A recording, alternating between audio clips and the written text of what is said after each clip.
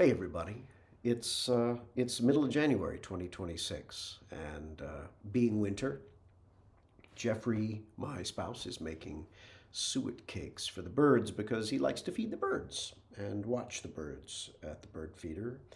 And if you don't know what suet cakes are, they are these little cakes of lard and bird seed, and you put them in a cage, and the birds with long beaks come and they peck all the goodies out. And around here we have woodpeckers, both the really big pileated kind as well as the little downy woodpeckers, and nuthatches.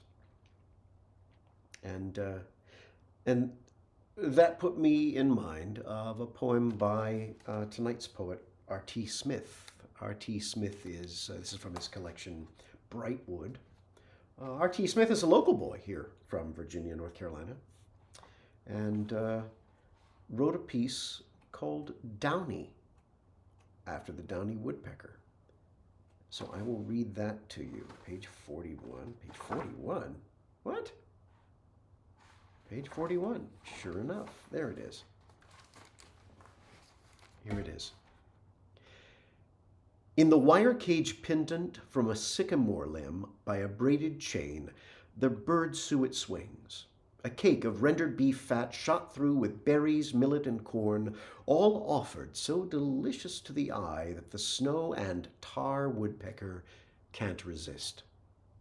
He creeps from one small bar to the next, desperate for advantage, his eager beak angling in, wing feathers shuddering, the black seeds of his eyes quick with trepidation, as if he almost knows his savoring the treat instead of pecking the eaves cedar for insects, invites hungrier creatures to see him aptly graft, his tweed wings mapped on the skeletal mesh so predators can detect him, as if, in fact, he's testing the world's sleepy mercy as he crawls, backlit in blue, his scarlet skullcap offering on the grid a target some hunters, be they hawk or human, might in quiet appreciation call a fatal gift.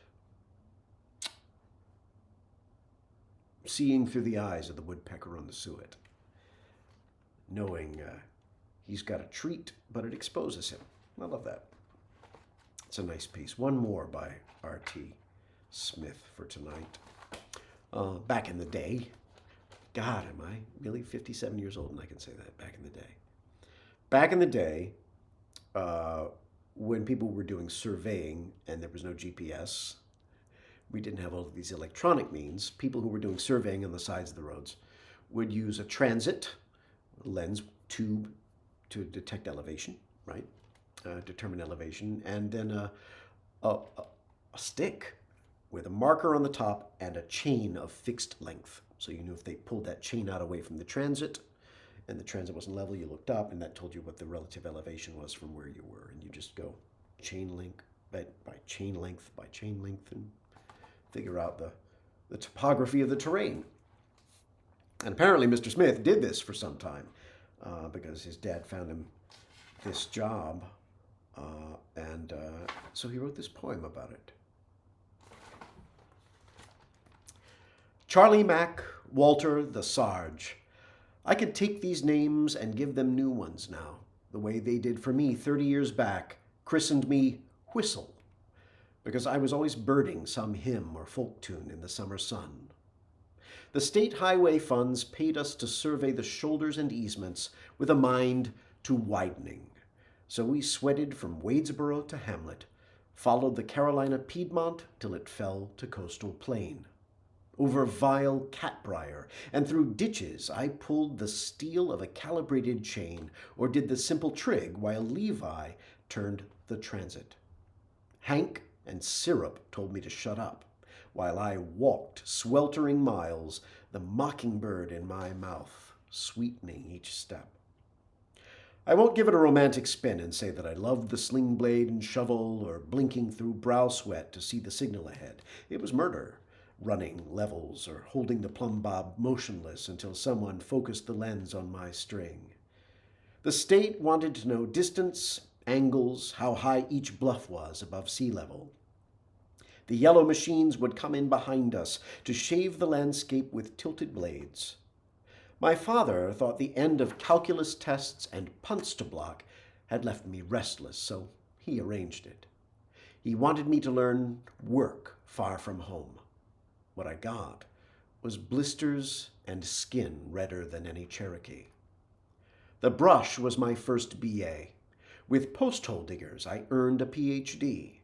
The foreman had a ranch wagon and aerial photos to guide us. I drove the state truck with abandon to prove I was a man. Walt told us his ex-wife lied and stole, but paid him back with wild loving. He'd laugh and say he was a fool till others spoke, smiling sly, of their honeys and second wives. I had a high school sweetheart who wouldn't tongue kiss, so I envied them.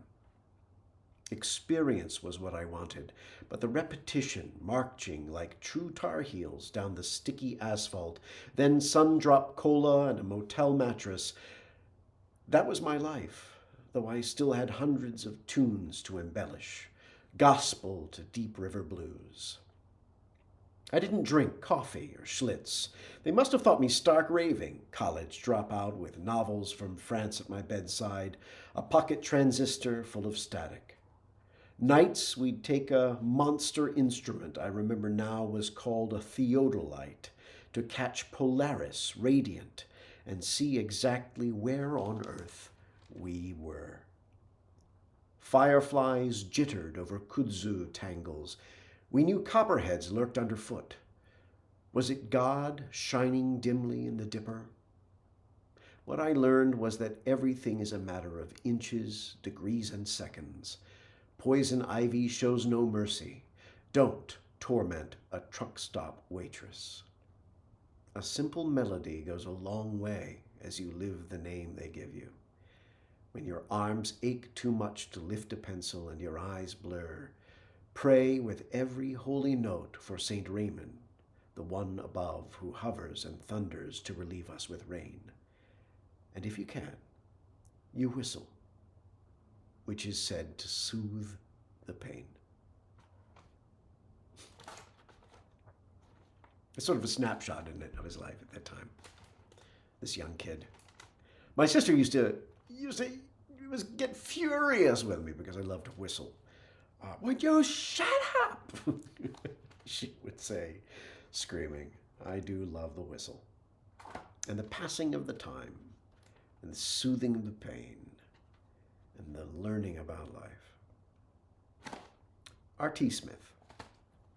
Check him out. Have a good night.